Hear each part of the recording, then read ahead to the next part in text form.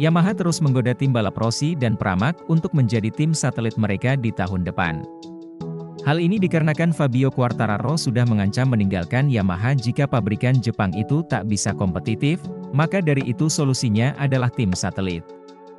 Sementara itu, Luca Marini menemukan solusi jelang MotoGP Amerika 2024. Marini berujar jika dirinya dan Honda berupaya keluar dari kepahitan yang dialaminya di awal musim ini.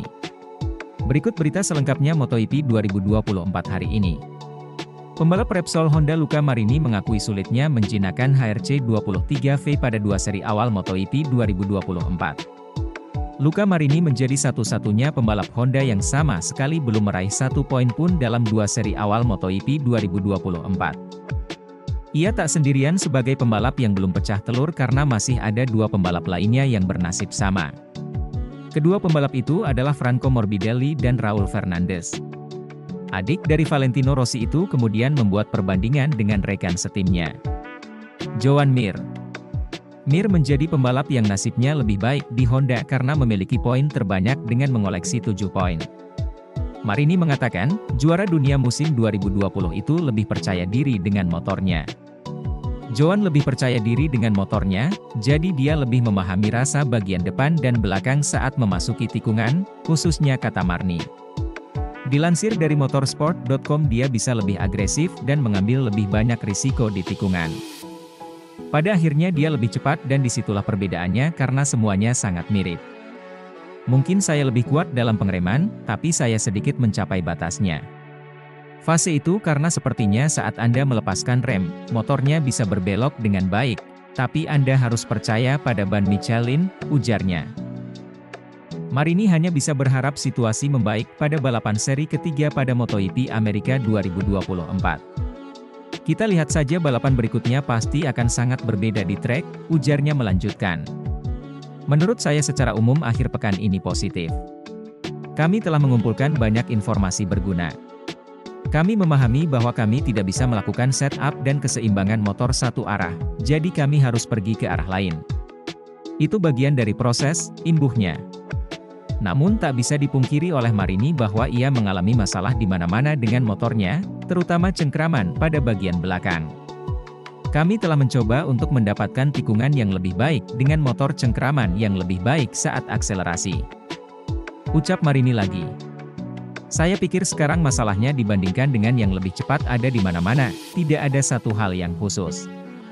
Cengkraman belakang adalah masalah utama saat ini.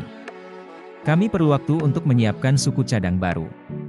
Namun dalam setup kami bisa bermain sedikit dan pada akhirnya kami akan menemukan solusi untuk melihat potensi. Kami harus terus bekerja seperti ini dan mengurangi perbedaan, pungkasnya.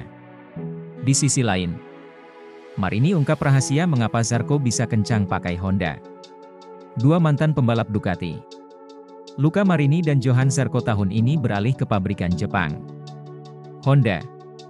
Di MotoGP, Marini bergabung dengan tim pabrikan Repsol Honda, sementara Zarco bersama tim satelit LCR Honda Castrol. Namun demikian, hasil sementara ini menunjukkan Zarco unggul dari Marini. Walau sama-sama menggunakan Honda, namun masalah yang mereka hadapi ternyata berbeda dalam proses adaptasi mereka. Saya pikir Johann Zarco mungkin adalah pembalap terbaik di dunia dalam menggunakan akselerasi motor, kata Marini tentang rekan sesama Hondanya itu, seperti diberitakan Motos. Ia berhasil membuat perbedaan saat keluar dari tikungan, bahkan bersama Ducati. Namun menurut saya, ini bukanlah hal yang paling merugikan kita, jelasnya. Bagi saya, masalah sebenarnya ada di tengah tikungan dibandingkan Ducati. Secara akselerasi, Aprilia dan KTM paling kuat karena punya grip lebih dari siapapun. Tapi kita bisa membela diri saat itu pada akselerasi bagian kedua Ducati yang terkuat. Tapi kami tidak seburuk itu, lebih baik dari Yamaha menurut saya. Jadi di tengah tikungan saya pikir kami adalah yang paling lambat saat ini, demikian jelas pria Italia itu. Zarco sementara ini unggul dari Marini setelah sama-sama bergabung dengan Honda. Zarco telah berhasil meraih 5 poin dalam 4 balapan. Sementara Marini masih 0 poin di papan klasemen. Monster Energi Yamaha sedang berusaha keras menggait tim baru sebagai mitra tim satelit pada MotoGP 2025 VR46 dan Prima Pramac pun muncul sebagai kandidat incaran jika saat kontrak kerja sama antara Prima Pramac Racing dengan Ducati memasuki babak akhir.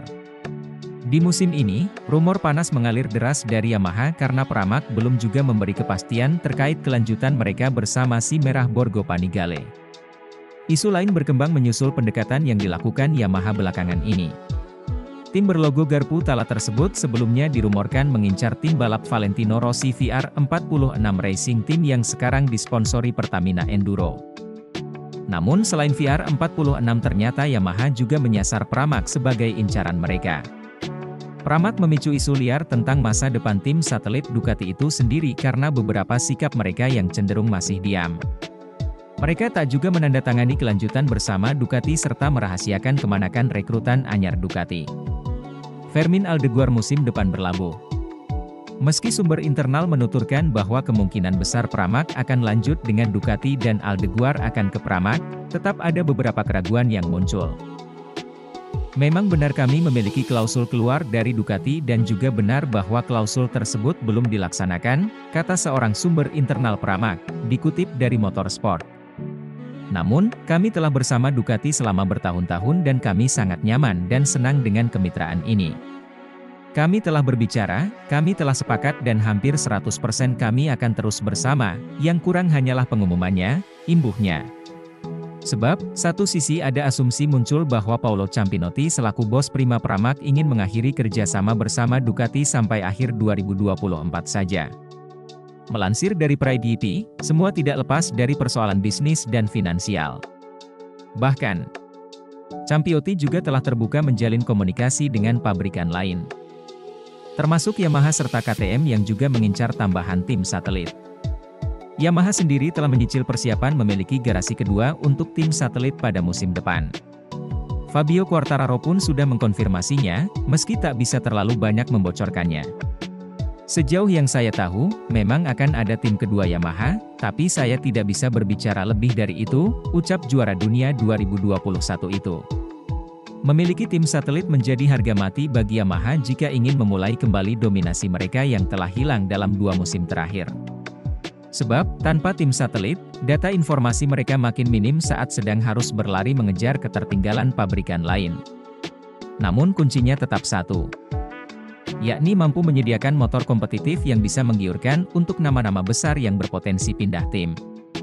Selain untuk mempertahankan Quartararo sendiri, Yamaha juga harus kerja keras untuk menyambut kemungkinan hadirnya Bastianini atau Martin jika salah satu dari keduanya tak masuk skuad pabrikan Ducati di musim depan. Langkah mati-matian Yamaha untuk mencari tim yang mau jadi mitra mereka sebagai tim satelit memang tak lepas dari hasil minor M1 mereka dalam 2 musim terakhir. Jika M1 tak bisa berbuat banyak di lintasan, makin minim pula minat tim lain untuk menjalin kerjasama. Namun pabrikan Iwata itu disebut-sebut berani merogoh kocek lebih dalam untuk mewujudkan ambisi mereka memiliki tim satelit lagi pada musim depan. Ditambah iming-iming perubahan budaya kerja yang sekarang lebih Eropa dengan mendatangkan sejumlah mantan insinyur Ducati juga jadi tambahan tawaran untuk calon mitra mereka. Yamaha tampaknya harus bergerak cepat untuk memperbaiki motornya dan tim satelit baru jika ingin terus bekerja sama dengan pembalap mereka. Fabio Quartararo. Sebab, rider asal Perancis itu telah mengumumkan akan segera membeberkan masa depannya di MotoGP dalam waktu dekat ini. Itu akan segera terjadi. Tanggal tepatnya, aku tidak tahu, ungkap Quartararo mengutip dari Crash. Tetapi saya tidak akan menghabiskan waktu berbulan-bulan untuk mengambil keputusan. Ini akan berlangsung cukup cepat. Lihat saja, lanjut rekan setim Alex Rins tersebut.